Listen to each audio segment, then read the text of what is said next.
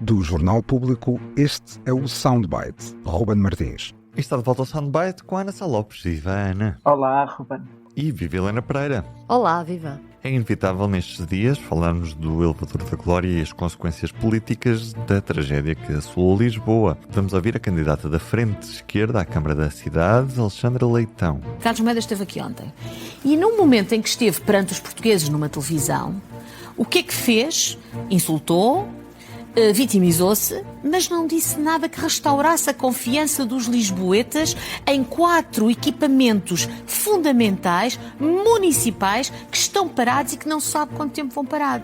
Ana Sá Lopes, começo contigo porque Alexandra Leitão tem optado por fazer uma oposição diferente da de Carlos Moedas em 2021 em relação ao executivo de Fernando Medina. Não achas, Ana? Eu acho que principalmente que Alexandre Leitão está a conseguir derrotar aquela que era a narrativa de Carlos Moedas para estas eleições, que aliás foi dita na entrevista que Carlos Moedas deu no domingo, que é a Alexandre Leitão era uma radical. A radical que liderava uma frente de esquerda radical. E tudo, basicamente Moedas não atacava as ideias de Alexandre Leitão, dizia que ela era uma radical. E o que nós neste momento vemos é Alexandre Leitão moderadíssima, nem sequer faz ataques pessoais a Moedas, e Moedas completamente radical, a fazer ataques pessoais de uma violência extrema. Portanto, é assim, Moedas pode não ter perdido as eleições ainda. Agora, a verdade é que perdeu a campanha. Perdeu a narrativa que ele tinha escolhido para a campanha. Neste momento, não há ninguém com 2 gestos de testa que olhe para os 2 candidatos, enfim, com mais hipóteses de vencer as eleições, e não acho que, se Moedas continua a chamar, que ninguém vai já acreditar que Alexandre Leitão é radical. Claro que Alexandre Leitão nunca foi radical. Aliás, ela fez questão, que há dias numa entrevista assim, moderada, começou a usar essa expressão.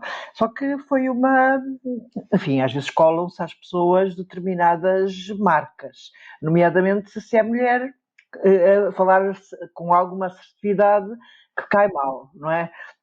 Isso é clássico. Portanto, Alexandre Leitão ficou, como é da ala mais da esquerda do Partido Socialista, pelo menos era a líder parlamentar de Pedro Nuno Santos, portanto isso contribuiu para que a direita lhe tivesse criado essa imagem.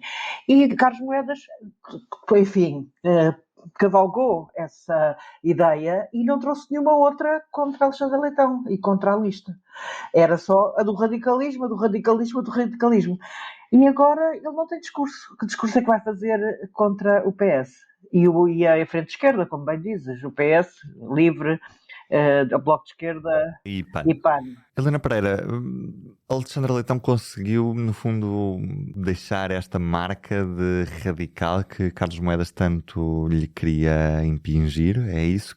Sim, porque foi isso que vimos nesta entrevista, que aliás até foi bastante picada e ela nunca quis ir atrás desse tipo de argumentos, enquanto ao mesmo tempo que Alexandre Leitão dava a entrevista na SIC, tínhamos Carlos Moedas na CMTV a fazer lembrar um bocadinho José Sócrates, não é? Porque ele a determinada altura diz que quando para justificar os ataques assim mais destemperados que te fez, diz que não sou um moderado fofinho, tenho de me defender, quase parecia um animal feroz, não sou um moderado fofinho. Bom, isto é como num instante as coisas mudam tanto, não é? Temos Carlos Moedas, não o conhecíamos, assim, não é? A determinada altura ele próprio diz na entrevista que ele confessa que ficou em estado de choque na noite de quarta-feira em que aquilo aconteceu e, portanto, tem demorado a sair desse estado e ao mesmo tempo Alexandra Leitão, no fundo o que ela faz na entrevista é não quer perder tempo com esses ataques pessoais. O que ela quer explicar foi um bom momento de campanha eleitoral para ela.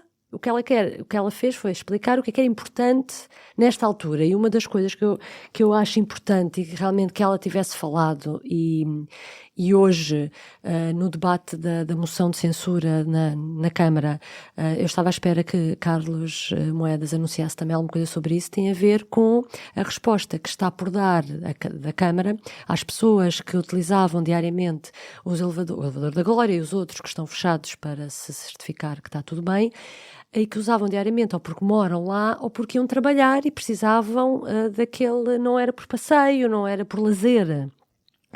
E isso é uma coisa que o Presidente da Câmara, que é quem põe e dispõe no fundo da Carris, porque é uma empresa municipal, podia rapidamente já ter anunciado algum tipo de alternativa que não será nunca tão eficaz como elevadores, por isso é que eles existem, não é? Um transporte através mesmo de um pequeno autocarro nunca será a mesma coisa.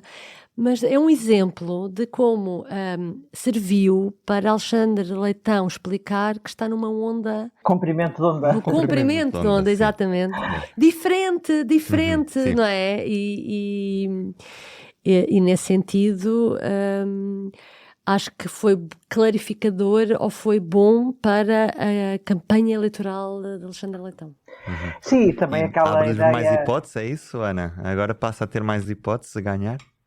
Eu acho que sim. Acho que, obviamente, que até aqui a hipótese de Carlos Moedas ganhar as eleições era, penso eu, a primeira hipótese de toda a gente que olhasse para a Câmara de Lisboa. Não era uma Câmara, não é fácil, era o PS tinha estado no poder da Câmara de Lisboa durante muitos anos, desde 2007. Moedas veio quebrar esse ciclo. Era difícil que voltasse outra vez para o PS, sempre era difícil o Alexandre Leitão ganhar. Agora, de repente, o comportamento de Carlos Moedas tem sido tão errático, tão complexo.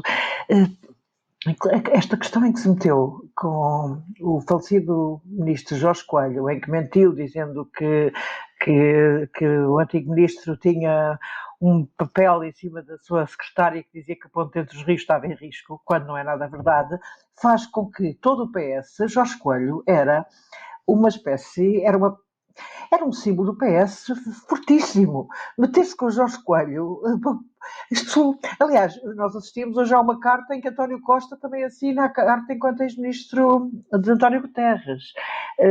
Isto é uma coisa que, além de que dentro do PS Jorge Coelho era um dos maiores símbolos, Jorge Coelho tinha um lado, é que era das pessoas que se dava bem com toda a gente, que tinha amigos em todos os partidos, nomeadamente no PSD. Olha, Ana, mas esta semana já ouvi um ex-dirigente do PSD, a propósito desta questão de Jorge Coelho, a comentar em off, que Jorge Coelho é um exemplo, mas que ele se demitiu porque sabia que aquele ano não ia acabar bem, e era o ano de 2001, que foi o governo... Das eleições autárquicas. Exatamente, que acabou por conduzir... Estava ingovernável o país, não é? António Guterres já estava a deitar quase a toalha ao chão. Estás a perceber, mas o argumento é de que Jorge Coelho só fez isso porque queria se livrar do governo. Pois, não irei a esse cinismo. Obviamente que aquilo estava completamente a dar o berro o governo de António Guterres, mas acho que Jorge Coelho fez aquilo porque achou que devia fazer. Mas pronto, ok. E fica para a história como um dos poucos que fez e que assumiu consequências políticas de um desastre. Sem dúvida, completamente. Está feito por hoje o Soundbite. Um beijinho, até amanhã. Um beijinho, até amanhã. O Soundbites é um programa de Ana Sá Lopes, Helena Pereira e Ruben Martins. A música original é de Ana Marques Maia. Siga o podcast na sua aplicação preferida para não perder os novos episódios.